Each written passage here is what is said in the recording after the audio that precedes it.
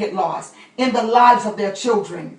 They don't want to get lost. Once you're a mother and you've done all you know to do what you've done as a mother, a wife, a giver, a financial aid person, because that is what we are. You know, we're there for them whenever they need finances, whatever it is they need, we've been there. So when you find yourself and you've done all of that and you can't do no more, then the best thing for you to do is realize I've been the best mother that I could be, and I don't think that I have to prove myself anymore to my children, my grandchildren, my nobody, anybody. I just need to find me. I just need to go on with my life. I just need to find out now at this late age or stage of my life, what is it I want to do? Because I spent the biggest majority of my life, younger life, being everything that everybody wanted me to be, and nothing that I want to be. Now listen to me when I say that. Not the fact that you didn't want to be a mom and any of that. That's not what I'm talking about. That's not what I'm talking about. Those of us that are mothers do understand what I'm saying. You really do understand what I'm saying. But whenever it's hard for you to pull away in doing these type things, you will become offended. You will all of a sudden become lame-minded, not understanding. What does that mean? What are you trying to say? I don't understand. A mama is always there for the child, supposed to be. So what PSG like? That's not what I'm talking about. A good mother is always there. When she is needed, she's always there. But a mother that is going through something that she shouldn't, which is a little mental, a little bit, is there when she's needed and when she's not needed. And every time they call, and I'm just right there. I'm just whoop-de-doody. I'm whatever. I'm waiting. I'm there. So you don't want to be that type of person. What you want to do is find in yourself a life after life. You want to find a life after life. That's what you want to do.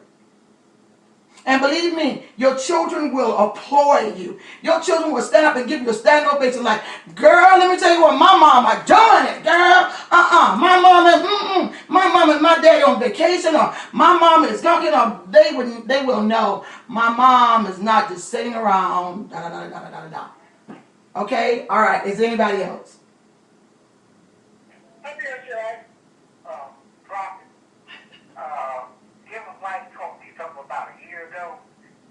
Not be God for our children and things like that there, because we can't do everything for them, and they have to be trained to know that they have a life and they have to go forth in their life. And Give Them Life taught me that about a year ago. And we can't be God. And we think we are God. We think we protect them and we think we do things for them, but sometimes you come to a place where you can't do those things anymore.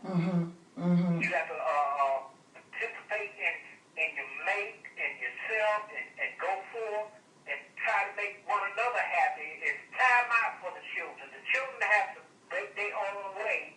And Give Them Life taught me that about a year ago. We can't be God for our children. And you know what else? A lot of our children don't want us to be. A lot of our children fall back on us because that's how we present ourselves, and when you withdraw yourself from trying to be something that you're not anymore, because whether you believe it or not, and I'm saying this to grown people, a lot of our children are doing what we're doing and more. Okay, so whenever, and I'm talking about grown children now, I'm not talking about little children, I'm not talking about those of us that got babies at home and that type of stuff. That's not what I'm talking about. I'm talking about grown kids, grown people children, grown children. That's, you know what I'm trying to say. But what I want to say on that is that it's very imperative that we understand that not just our children, but people in our lives, as long as you have your back bent, come here, Dr. King, somebody's going to ride it. As long as you're standing around acting like I'm mama, I'm the wife, I'm this, I'm that, I'm your financial aid, I'm whatever you need me to be, then somebody's going to ride your back. Somebody's going to do that to you. So my thing is that we learn as we pass the mantle to ourselves or whomever,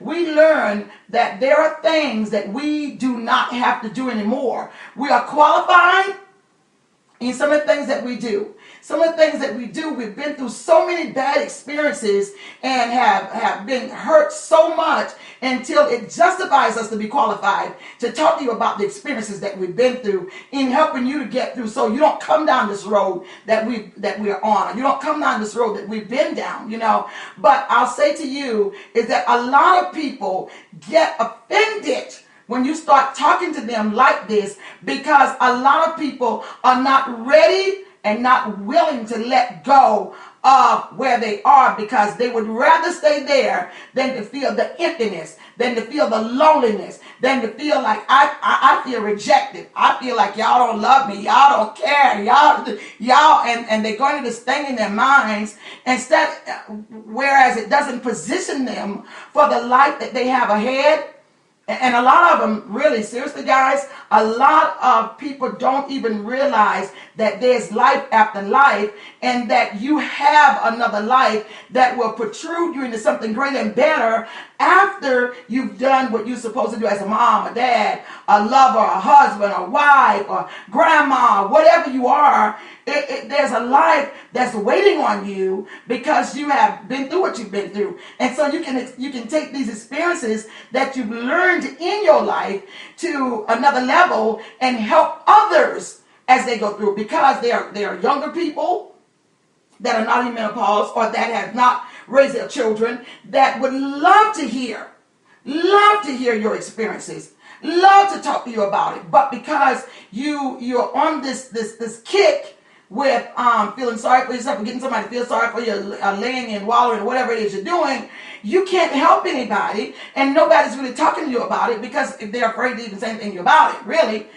So what you want to do is position your mind to be able to what is the word I need to find? I need to find this. I need to find this because I need you to get this. It's like putting salt to get flavor, or whatever you use to get flavor. You know what flavor you like in your food. You know it.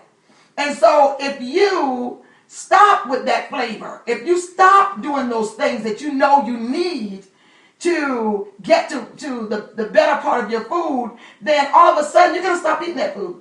You're not going to want that.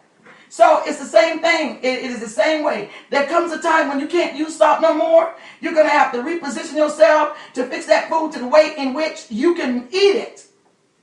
You're not going to stay to the table and eat salty food knowing you can't have it, unless you're just dumb and just want to die and want high blood pressure and want, all the other stuff that come with it, kidneys locked down, all that stuff. No, that's not what you want to do. What you really want to do is you want to start seasoning your life, seasoning yourself, in whereas you can position yourself to go to the next level, to be elevated into the places that you need to be elevated in. And sometimes that does mean walking away from your grown family. Sometimes it does mean that. Sometimes it does mean cutting the ties with your girlfriends and whoever on your job. Sometimes it does mean stop talking to different people that talk nothing but negative stuff to you. Sometimes it does mean it's better to be quiet than to talk a lot. Sometimes it does mean I'm going to cry all night, but in the morning whenever I get up, I'm going to feel a whole lot better. Sometimes it does mean find somebody to pray with you. I mean, we can be that expert prayer. We know how to pray. But sometimes the Lord would that you shut up and let somebody else pray for you.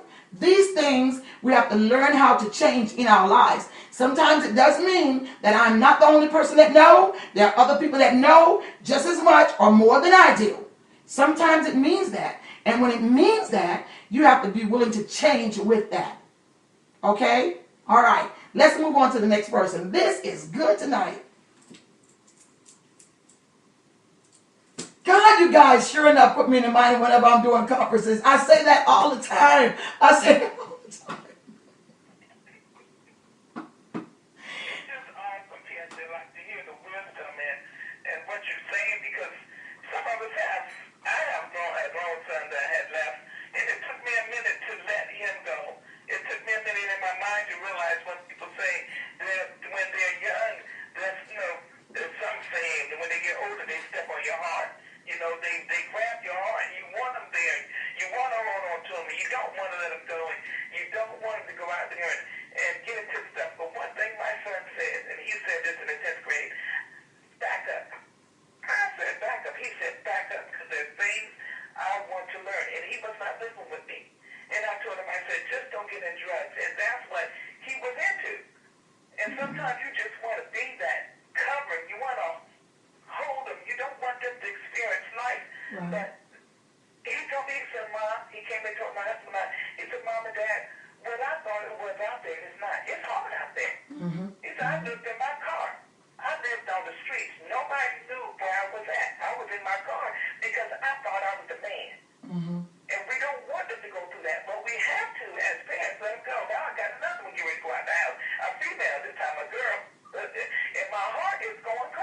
I see my daughter. I know. You know, this is my son went through something. Like I said, you could say a boy can hold his own. But when it comes to a girl, oh my gosh.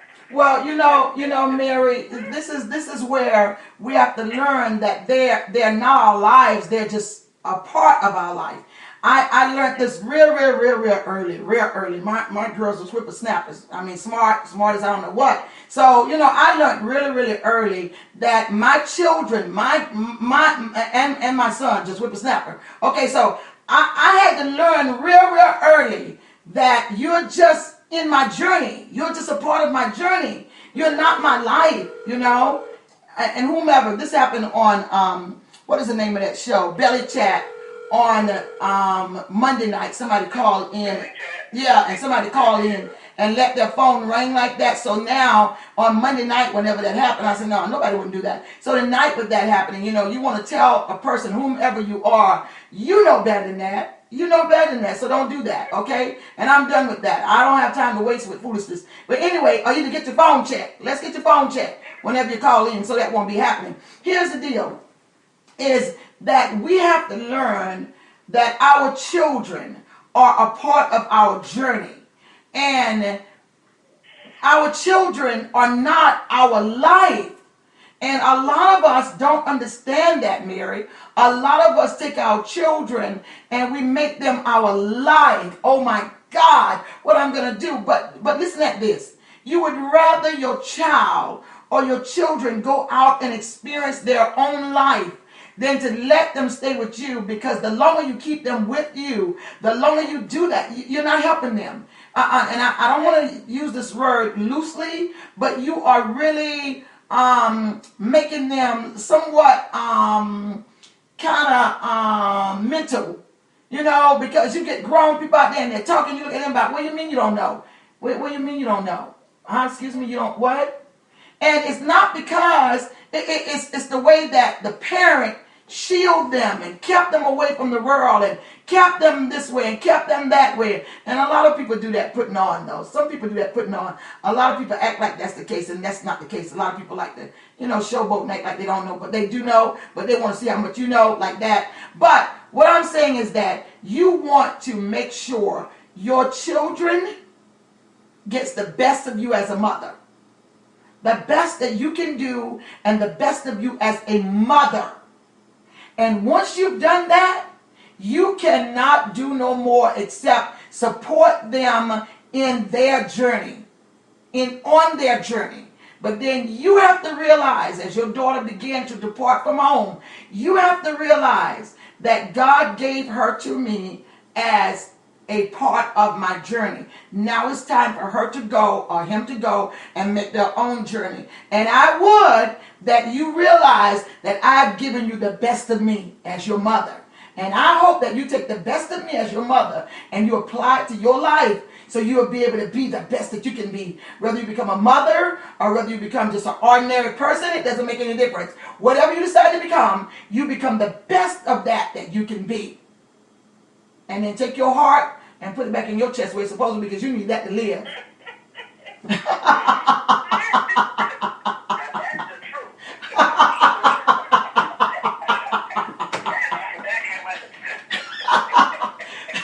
For real, girl. Because as long as they know they got your heart, they're going to keep pulling on it. And before you know it, you're gone and they're still here. Okay, we're going to leave that like that. For real, though.